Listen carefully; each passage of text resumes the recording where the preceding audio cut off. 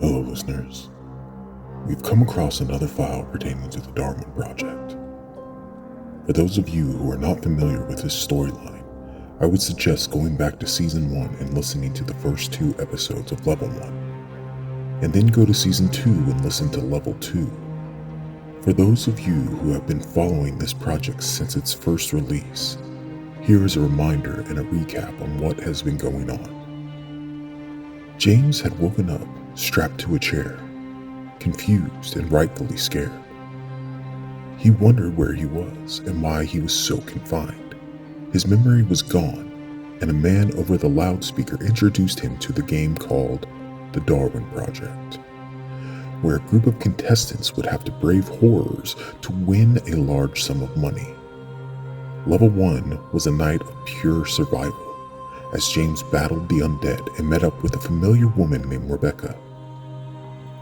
Memories came flooding back, and the two realized they held a bond outside of the game itself. After making their way through Level 1, the two were thrust into the second level, one filled with fears that were aligned with phobias and madness. Testing their ability to survive, they finally made their way to safe zones, where they had to lay in their own cement coffins and wait for the start of Level 3. And that leads us to today, where we have extracted the narrative from the file, and will bring you the first part of Level 3. Now you will notice a change in how the story is being told. We are unsure why our devices here have taken the internal journaling style of James and converted it into a more storytelling model. But I will have to say that I myself prefer this methodology. And it makes me wonder if James himself is in some sort of danger, something that prevents the extraction of his monologue. I will have to fine-tune this device more. But enough of my ramblings, let's get to the story. Strap in tight, the trials are about to begin.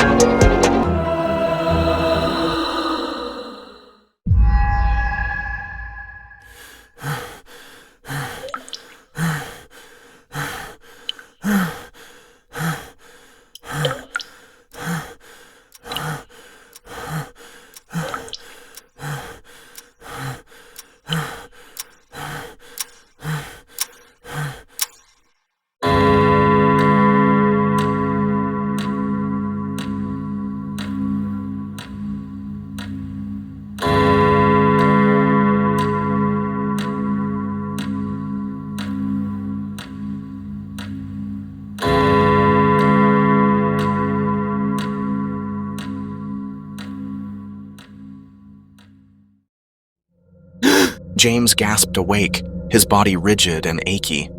And he was on his feet. His eyes were open, but he couldn't see anything around him.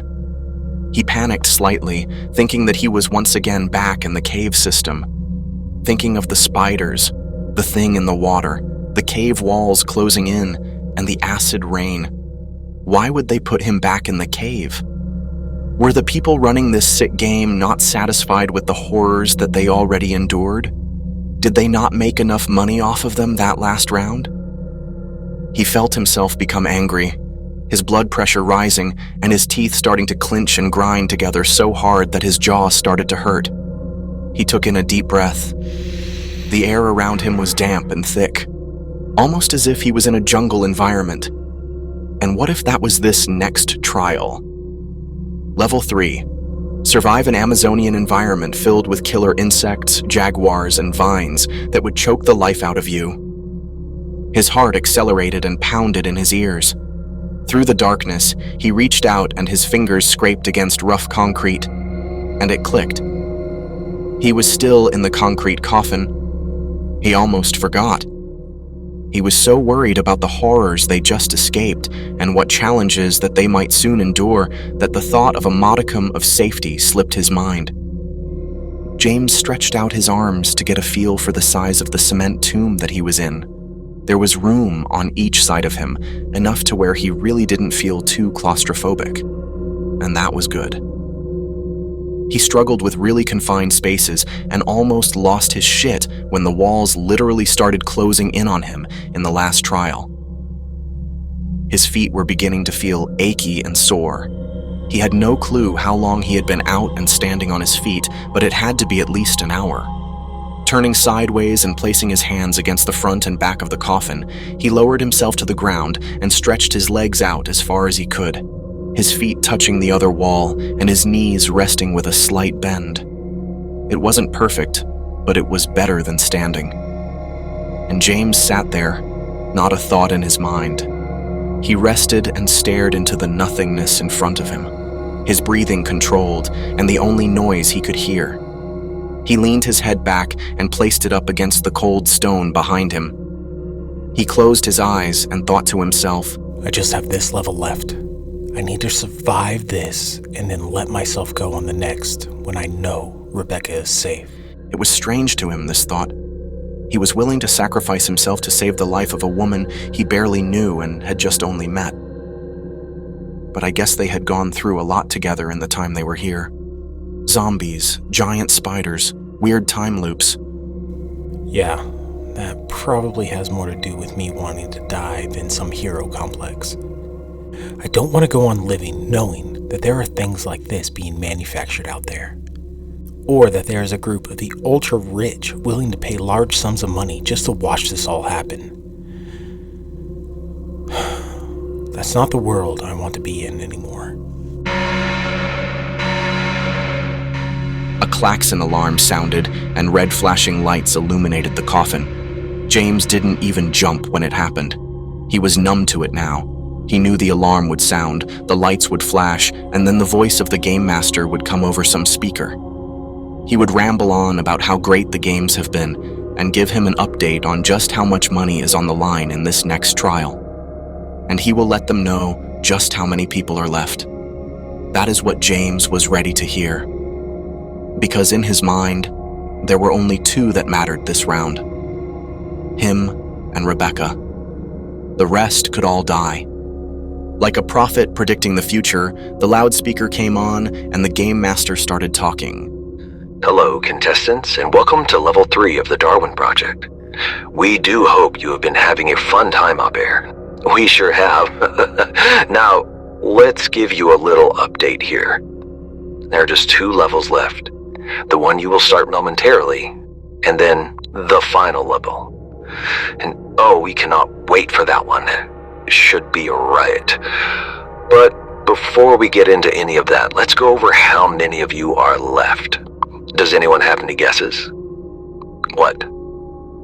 None? Well, you are all no fun. Okay, there are 7 of you left. That is wild, isn't it? This is the fastest we have dwindled down the contestants, and the deaths have been orgasmic. I'm sure some of you saw the giant spider cocoons, writhing with human figures in them. Just awfully perfect. And I know a few of you have even witnessed what the walls and the acid rain can do to a person.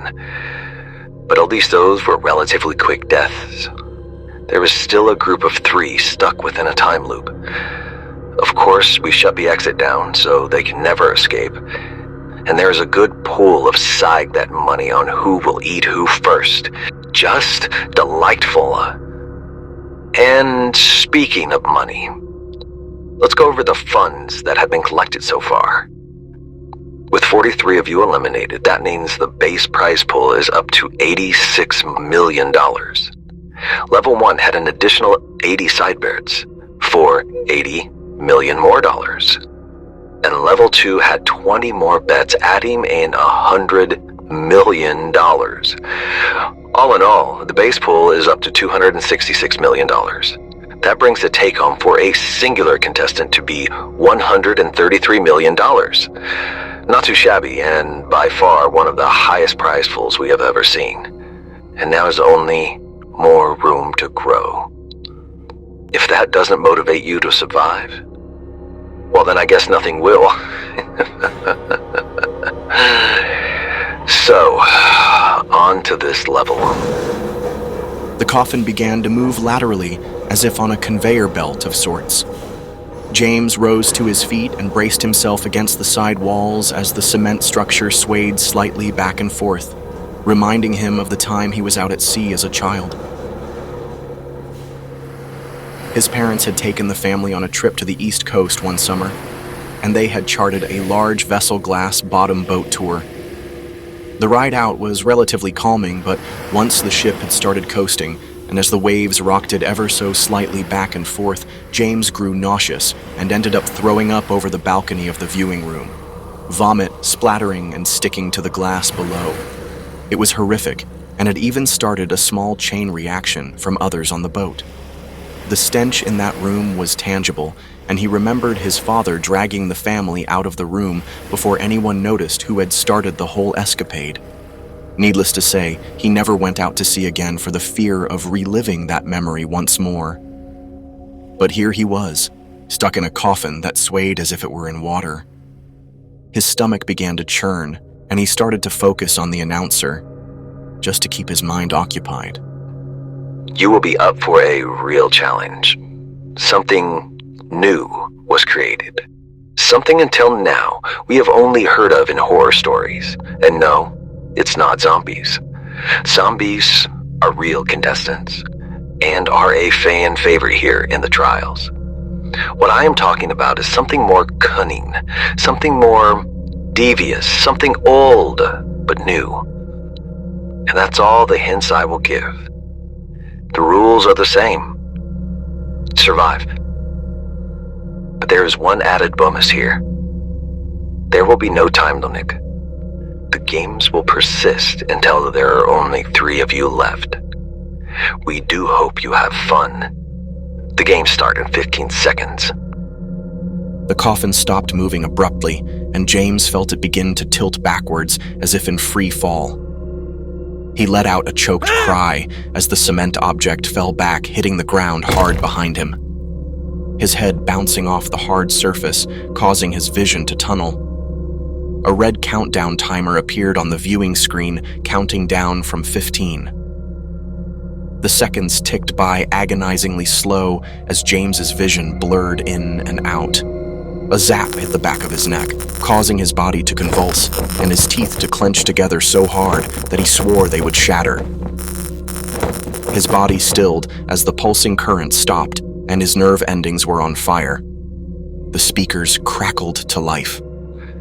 Now, James, it isn't the time for you to take a little nap. Oh, did that little bump on your head cause you to feel a little bit weak and woozy? That's so sad. Typically, we would have just let you slip into the darkness, but there is a donor here that has a particular interest in you making it to the next round, and may pay a hefty price for that little jolt you received. And if you make it out of level 4, you will be $250 million richer. And that is after we take our half. James, I don't know how to say this, but you could be a billionaire once this is all over. So suck it up, partner. But time is up. I do hope you have fun this round. James looked up to see the clock strike double zeros. For a split second, panic threatened to take hold of him. What was he about to get into? And who had that kind of money and interest to wake him up like this? He rubbed his head, feeling a thick wetness on his fingers. It was blood, not much, but enough for him to know that the cut on the back of his head needed some medical attention. A mechanical hiss sounded all around him, and the lid above shifted with a slow, grinding groan. A sliver of pale blue light cut through the darkness that was his coffin. With a final lurch, the top slid open, revealing the ceiling of an unfamiliar room bathed in the off-white blue glow of moonlight. Wherever he was, the room he was in had to be massive. The ceiling itself was 20 feet above where he lay. James wanted to move, to get up and find Rebecca and survive this next level, but his body wouldn't budge. The knock to the head and the electrical shock to his system somehow must have shut down the connections from his brain to his body. He could hear movement around him now, like something creeping its way through whatever room he was in. His mind raced at what it could be. Something seen in horror movies. Something old but new. Did they make a fucking eldritch god? A Lovecraftian nightmare of a cultist's wet dream? More sounds of movement came, and James fought to get his mind and body to connect. The internal conflict raged within him like a battle, his brain outputting signals like magical waves, and his body placing up archaic stone barriers to block any transmission. He screamed within his head, and finally, his pointer finger twitched. He let out a gasp of glee, and the noises around him stopped. Fuck. I shouldn't have done that. The sound of multiple footsteps rapidly approaching from every direction assaulted his ears. He began to panic, pushing harder with his mind to move. To just fucking move. His leg involuntarily twitched, then his arm, his shoulders, and slowly his body came back to life. But it was too late. He could hear the creatures outside of his coffin now, his final resting place. He closed his eyes, ready to accept his death, to be fed to whatever abomination was out there, and he softly said, Rebecca, I'm sorry. I failed you. He heard the hands grip the side of the coffin. Small flecks of dust fell through the air, landing on his face, causing it to twitch. James? What the fuck are you talking about? James's eyes shot open, growing wide in excitement. Rebecca! Holy shit! I thought you were some demon god coming here to eat me. No. It's me, you weirdo. I mean, I am hungry, but not that hungry. There was a pause between them. Why are you still in your coffin? We need to get out of this room and find a place to hide. James couldn't believe it. She was here. She was okay. But he had heard more than one set of footsteps coming up to him. Hey, is there someone else here with you? Her face strained as she glanced out over his coffin, almost like she was having nonverbal conversations with someone or a group of someone's outside of James's sight. She nodded her head, beckoning whomever was out there over. A shadowed face peered over the edge of the coffin, looking down towards him.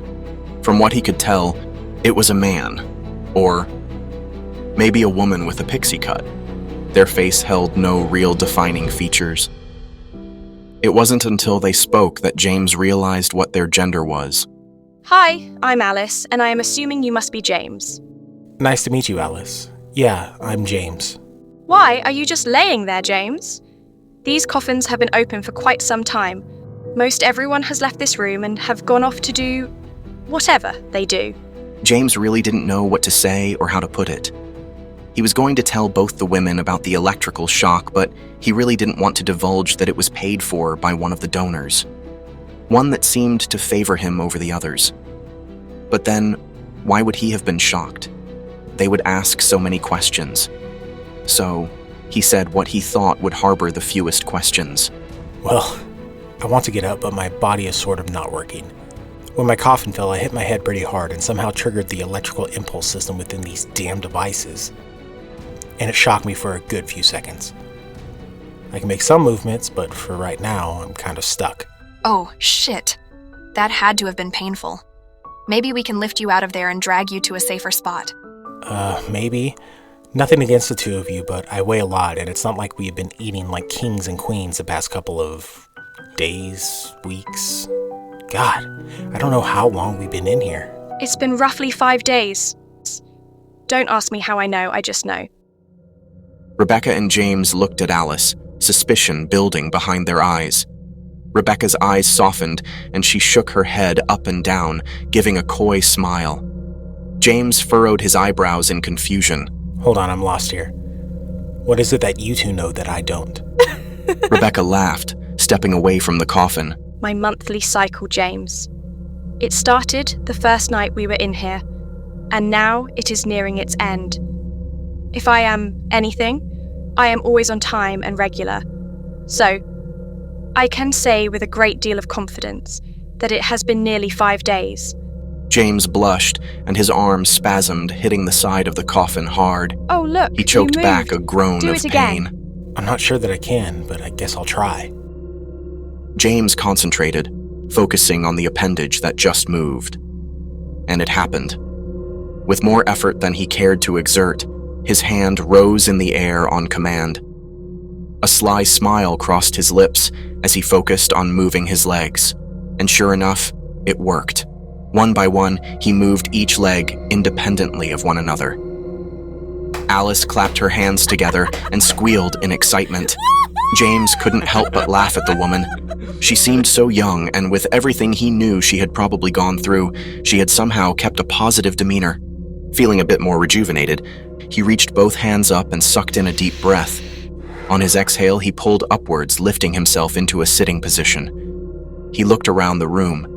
The outside moonlight shone in through stained glass window, altering the coloring of the lighting as it hit the walls. That is when James noticed that there were two prominent colors reflecting, a pale blue and an off color of red. He looked to the stained glass, and what he saw sent a shiver down his spine. The glass was cut and decorated into murals depicting what he could only assume were blood sacrifices. People strewn across altars, severed in half or missing limbs. Blood drenching the bodies of others while they procreated in the streets and feasted upon flesh. Men, women, and children on each end of the spectrum, either partaking in the flesh or being slaughtered like sheep. He rose to his feet without even commanding his body to do so.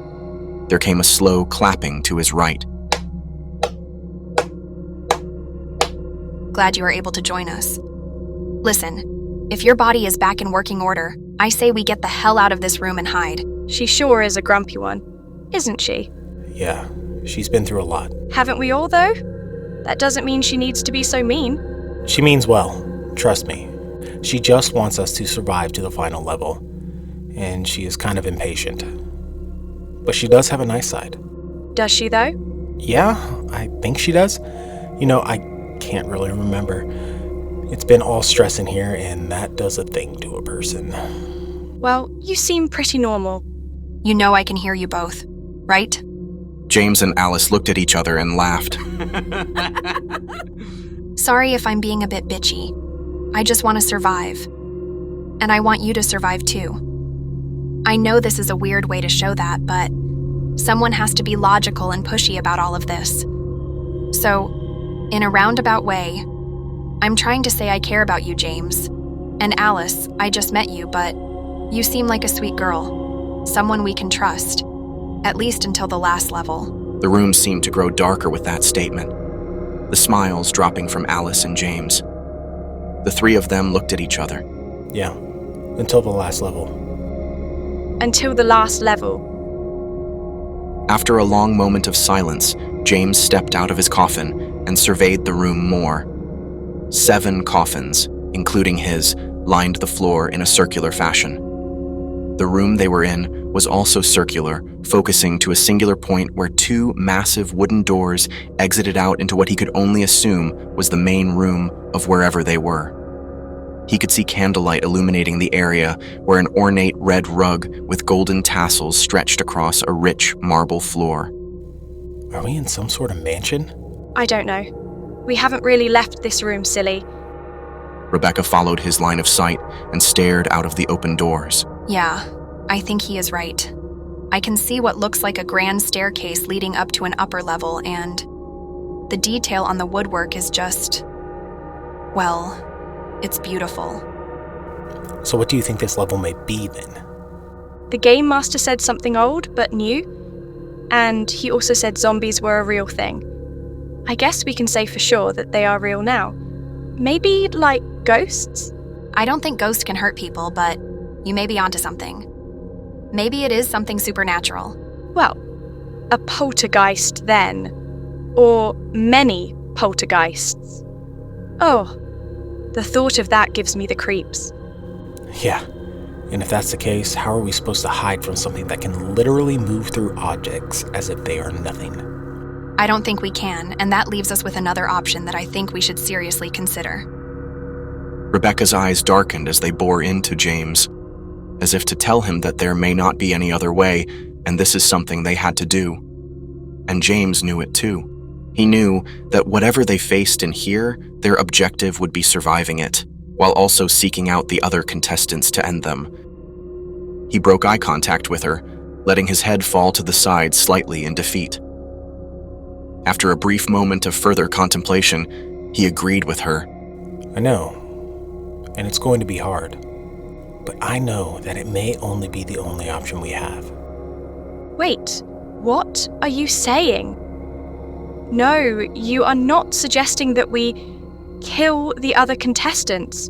You aren't. Are you?